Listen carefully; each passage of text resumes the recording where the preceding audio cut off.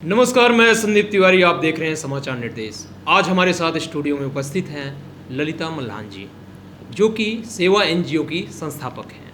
बहुत बहुत स्वागत है। नमस्कार। सेवा एनजीओ जो आपने संस्थापना की, इसका मुख्य उद्देश्य क्या है? इसका मुख्य उद्देश्य है समाज के उत्थान के लिए ये एनजीओ मैंने स्थापित की थी। और मेन महिलाओं के जो जितने भी मुद्दे होते हैं, महिलाओं को, गांव की महिलाएं हैं या जो बहुत ज़्यादा जिनके हस्बैंड नहीं रहे हैं इस दुनिया में, या तलाकशुदा हैं और वो घर से निकलने नहीं पा रही हैं या उनको निकलने नहीं दिया जा रहा है, तो इस तरह की मैंने बहुत सारी, जब मैं सोशल वर्क करती थी, किसी दूसरी एनजीओ में काम करती थी, तो मैंने उसके जब हम सर्वे करते थे तो मैंने बहुत सारी महिलाओं को बहुत ज़्यादा परेशान, दुखी देखा कि उनके अंदर बहुत कुछ टैलेंट है लेकिन वो निकल नहीं पा रही थी। तो मैंने 2007 में अपनी एनजीओ सेवा नाम से ये रजिस्टर्ड कराई और फिर 2007 से लेके 2015 तक मैंने पूरे दिल्ली, हरियाणा, पंजाब, यूपी, जहाँ से भी मुझे कोई भी इस तरह की कॉल मिलती थी, इस तरह की महिलाओं का पता चलता था, मैं वहीं जाके उनकी काउंसलिंग करती थी और फिर उनके जितना मुझसे हो जाता मैं करती, फिर उनकी CAW सेल में या पुलिस स्टेशन में, कोर्ट में, जहाँ तक भी लास्ट तक मुझे ज़रूरत महसूस होती उनको ले जाके उनको न्याय दिलवाती थी। आप 2016 में मैंने फिर सोशल वर्क में मास्टर डिग्री की जी इग्नू से, जो MSW बोलते हैं, master degree of social work. उसमें मैंने बहुत कुछ पढ़ा महिलाओं के बारे में और पढ़ के फिर मैंने 4 साल दिल्ली महिला आयोग में as a counsellor night job की। नाइट के टाइम में कुछ और महिलाओं के साथ हादसे होते थे, डे के टाइम कुछ और होते थे, और जो कुछ महिलाएं ऐसी थी जो अपनी आवाज़ ही नहीं निकाल पा रही थी, वो हमने घर घर जाके सर्वे करके, पंपलेट बांट के, न्यूज़पेपर्स में दे के, अपने बारे में बता के उन महिलाओं को हमने निकाला। पता नहीं कितनी, मतलब हज़ारों में मैं बात नहीं करूँगी, लाखों में मैंने महिलाओं को निकाला। और ऐसे ऐसे हमने केसेस को हैंडल किया कि जिसमें अगर उस स्टोरी को बता दिया जाए तो रोंगटे खड़े हो जाए। घर परिवार हो या पब्लिक प्लेस हो, मेट्रो से लेकर कहीं भी हो, तो लोग पहले की अपेक्षा हालांकि सशक्तिकरण बढ़ा है कि लोग महिलाओं के प्रति जो नेचर उनका था कि वो कहीं ना कहीं सुधार आया है। आपके ही जैसे कई महान हस्तियां जो कि एनजीओ कई सारे सुधार, समाज सुधार में लगे हुए हैं, लेकिन अभी भी कहीं ना कहीं कमी नज़र आती है कि आदमी और पुरुष और महिला के बीच में कहीं ना कहीं वो अंतर कि ये कर सकते हैं पुरुष और महिला नहीं कर सकती। तो वो सोच जो है, अभी कुछ ना कुछ सोच वो बची हुई है, चाहे वो किसी भी प्रतिस्पर्धा की सोच हो, चाहे करियर से रिलेटेड सोच हो। तो इस भावना को आप कैसे निकालेंगे लोगों के माइंड से? देखिए, सोच बिल्कुल आपकी सही बात है कि सोच लोगों की नहीं बदली है। और आज से पहले जब से ये सृष्टि रची गई थी भगवान के द्वारा, जब से ही, जब हम शिव पुराण को उठा के देखते हैं, महाभारत को उठा के देखते हैं, गीता को उठा के देखते हैं, तो कहीं ना कहीं शुरू से, स्टार्टिंग से ही, उस टाइम से ही, कई हजार 100 वर्ष पहले से ही महिलाओं को नीचे तबके में ही रखा गया था। लेकिन आज का जो युग है उसमें महिलाएं पुरुषों से ज़्यादा आगे बढ़ रही हैं और ये देखने को भी मिल रहा है और नाम भी किया है महिलाओं ने बहुत सारा। लेकिन जहाँ बात आती है उसके अपने अस्तित्व की, उसके चरित्र की, या वो कुछ अपने आप अगर कुछ करना चाहती है, तो वो उसमें कहीं ना कहीं उसके परिवार से, उसके दोस्त से, उसके हस्बैंड से, उसके माँ बाप से या उसके पुत्र से, आज भी अगर एक 60 साल की महिला, 50 साल की महिला अगर कुछ कर रही है तो उसको अब भी झिझक होती है और उसको एक परमिशन लेने की ज़रूरत पड़ती है। लेकिन हमने इतना कुछ पढ़ा, देखा और देख रहे हैं। एक बड़े से बड़ी, मैं IPS महिला से भी मिली हूँ, मैं एक्टर से भी मिली हूँ, सोशल वर्कर से भी मैं मिली हूँ, एक घर में रहने वाली महिला से भी मैं मिली हूँ। लेकिन कहीं ना कहीं, चाहे बेशक आज हम एक किसी भी IPS ऑफिसर का मैं नाम तो नहीं लेना चाहूँगी, लें और उनकी तह तक जब पहुँचे तो वो भी किसी न किसी तरह आज भी पुरुष से नीचे के तरफ ही उसको रखा गया है। हैरेसमेंट जो होता है आज के समय पे और बलात्कार की भी घटनाएं काफ़ी अभी भी थमने का नाम नहीं ले रही हैं, चाहे वो निर्भया का केस बहुत पहले जब हुआ था वो रहा हो, और चाहे अभी भी हाल फिलहाल पिछले साल भी कई केसेस आई। राजनीतिक पार्टियां अपनी रोटियां सेकती हैं और न्यायालय से जल्दी उनको इंसाफ मिलना बहुत मुश्किल हो जाता है। बहुत सारे एनजीओ हैं जो महिला सशक्तिकरण में अभी कार्य कर रहे हैं। आपके साथ कुछ ऐसा वाकया हुआ जिसको आप न्याय दिलाने में आप सक्षम हुए, उसका कुछ आप एक बार बताइए। बिल्कुल, मेरे साथ एक नहीं कई सारे ऐसे मामले आए हैं हमारे सामने। मैं एनजीओ के थ्रू भी आए थे और दिल्ली महिला आयोग में एज ए काउंसलर जब मैंने काम किया तो ऐसी लड़कियां मेरे सामने आई, उनका केसेस मेरे सामने आए जो 12 साल की थी, 11 साल की थी, 13, 14, 15, 16 साल की जो लड़कियां थी, उस पर मैंने खूब काम किया पोस्को के ऊपर। तो उसमें वो लड़कियां जिनके लेबर ज़्यादा जो इस एज में हरासमेंट होता है या मतलब एक बलात्कार की घटना होती है, वो ऐसे परिवारों से जुड़ी हुई थी जो दाढ़ी मजदूरी करते हैं और उन्हीं के मामा, चाचा, फूफा, भाई उनके साथ सेक्स करते थे। और जब बिल्कुल ये पता चलता कि अब ये लड़की प्रेग्नेंट हो गई है, अब उसका बिल्कुल पर्दाफाश हो गया, तभी पता चलता। फिर वो उसकी माँ या उसका पापा जो भी हमारे तक पहुँचते, फिर हम उनको लेके पुलिस स्टेशन जाते हैं। पुलिस स्टेशन में जाके उनके कई बार 3-3, 4-4 दिन, बेशक चाहे किसी को मेरी बात बुरी लगे, मैं खुल्लम खुल्ला SHO, ACP, DCP के सामने भी बोलती हूँ कि 3-3, 4-4 दिन तो FIR लिखने में ही लगा देते हैं कि लड़की भाग गई। घर के वाले कहते हैं लड़की भाग गई, जबकि पड़ोस का लड़का उसको भगा ले जाता है, कोई साथ वाला घर का ही रिश्तेदार उसको ले जाता है कहीं भी, और उनकी कंप्लेंट ही नहीं लिखी जाती कि नहीं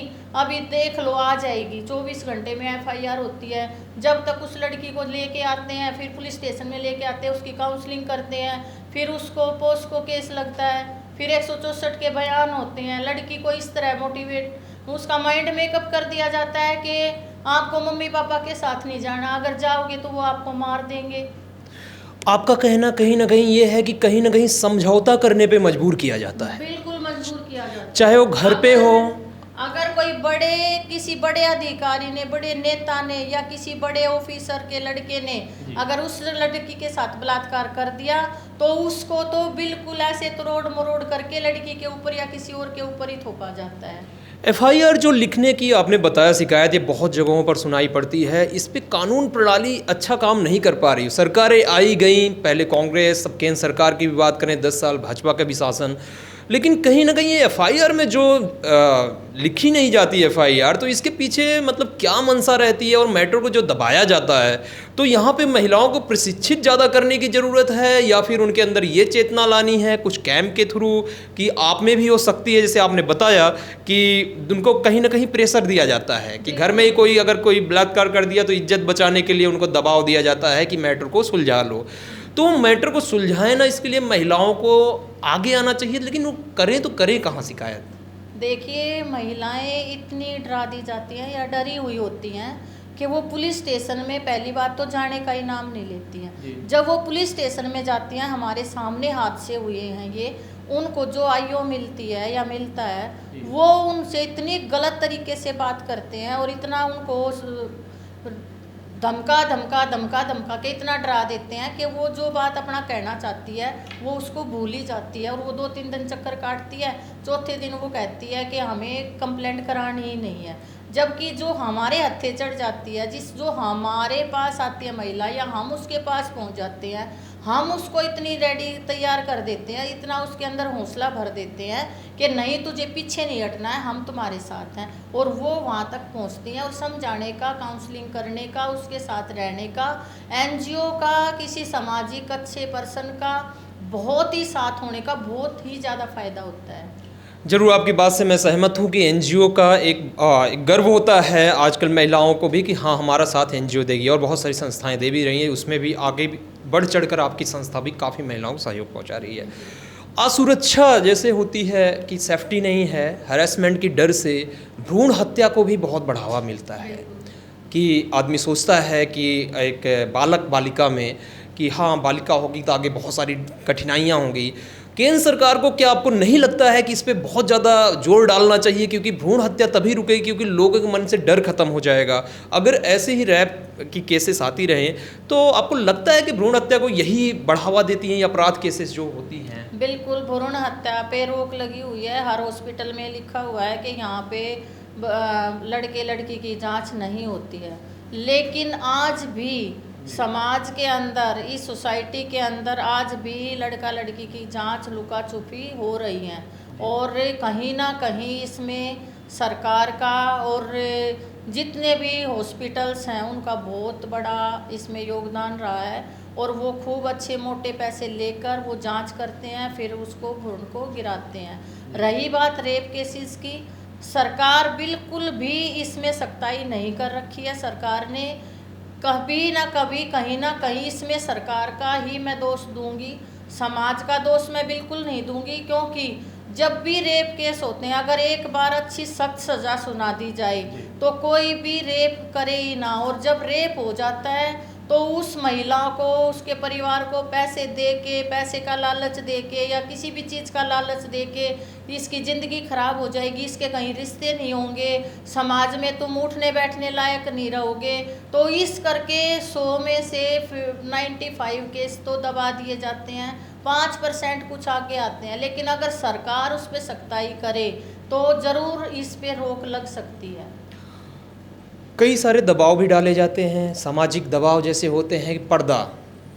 कई जगह ऐसा होता है कि पर्दा अभी भी इतना ज़्यादा होता है। पर्दा करना नहीं है, लेकिन आपका नज़रिया क्या कहता है कि अगर एक आज के टाइम पर युवती जाती है, अगर उसको पर्दे में रहना पड़ता है, इतना ज़्यादा अंदर उनको रखा जाता है, पढ़ाई में भी जैसे एक होता है, आज भी गांव में कई जगहों पर ऐसा होता है। तो आपका क्या सोच है? आपने कभी कैंपेन करने की कोशिश की, लोगों को जागृत करने की कोशिश की? आपका क्या इस पर? बिल्कुल, मैंने पर्दा प्रथा के ऊपर हमने बहुत काम किया है। उसके हमारे पास वीडियो, रील, फोटोज वगैरह भी हैं। हमने खूब जागरूकता कार्यक्रम भी किया हरियाणा के गांव में, यूपी के गांव में, मोस्टली राजस्थान के गांव में बहुत ज़्यादा पर्दा प्रथा है।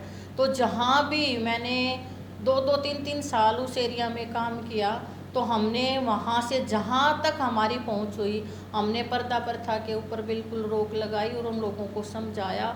और आज हरियाणा के वही गांव हैं, जब भी अभी मैं कभी भी जाती हूँ तो मुझे वहाँ बिल्कुल भी ये चीज़ दिखाई नहीं दी है।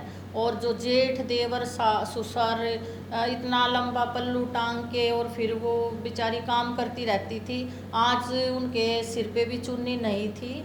और हमने काफ़ी जब उन लोगों के अंदर बदलाव देखा तो बहुत खुशी होती है। और इस पे रोक लगनी चाहिए और लग चुकी है। अब आज के दिन पर्दा पे 50-50 है। और वो भी बहुत जो बैकवर्ड गांव हैं, बहुत रूरल एरिया हैं, उन्हीं में है। अपने यहाँ के इधर के विलेजेस में तो मोस्टली ख़त्म हो चुका है। आपके द्वारा चलाए गए कैंपेन के तहत मतलब बहुत सारे गाँव में सुधार हुआ? बहुत सुधार हुआ। हम उसी गाँव की 4-5 महिलाओं को ले लेते थे, सरपंच से मिलते थे, सरपंच को बताते थे। शुरू में हमें बहुत समस्याएं आई। सरपंच हमारी जो वहाँ लोग बैठते थे वो हमारा मजाक भी उड़ाते थे कि मैडम आ गई, मैडम तुम तो दिल्ली की हो, तुमने तो चोटी भी नहीं कर रखी है, तुम तो पैंट पहनती हो और यहाँ आप ये बदलाव अगर ला दोगे हमारी बहन बेटियाँ बिगड़ जाएंगी। हमने काफ़ी संघर्ष किया और काफ़ी चीज़ों का हमने सामना किया, लेकिन हमने वहाँ पे बदलाव ला दिया। बिल्कुल, जहाँ जिस एरिया में हम घुस गए हमने खूब बदलाव किया, खूब मेहनत की हमने वहाँ पे। जैसा कि समाचार निर्देश के बहुत सारी महिलाएं और बच्चियां इस प्रोग्राम को देख रही होंगी और बहुत सारे ऐसे भी होंगे, हो सकता है यातनाओं का शिकार हो रही होंगी, तो इसके लिए आप उनको क्या सुझाव देना चाहोगे? मेरा सुझाव यही है कि जो भी महिलाएं, पहली बात तो यही है कि किसी से डरे ना, दबे ना, और अपने आप को बहुत ज़्यादा बोल्ड बना के रखें। चाहे उनके साथ पारिवारिक यातना हो रही है या समाज के द्वारा हो रही है, या पड़ोस के द्वारा, या स्कूल में या कॉलेजेस में या किसी वर्क प्लेस पे, तो उसके लिए आपको डरना नहीं है, आपको घबराना नहीं है। और किसी भी तरह से अगर आप नज़दीक आपके कोई भी एनजीओ है, पुलिस स्टेशंस है या सोशल वर्कर कोई भी है, उस तक आप पहुंच सकते हैं। और मेरा नंबर आप सब नोट कर सकते हैं, 9999325609 ललिता मल्हान के नाम से। अगर आप गूगल पे नेट पे सर्च करेंगे तो पूरा एड्रेस निकल जाएगा और आप लोग मुझ तक पहुंच सकती हैं। धन्यवाद। तो ये थी हमारे साथ सेवा एनजीओ की संस्थापक ललिता मल्हान जी, जिन्होंने अपना बहुत कीमती समय हमारे साथ दिया स्टूडियो में। आपका तहे दिल से शुक्रिया ललिता।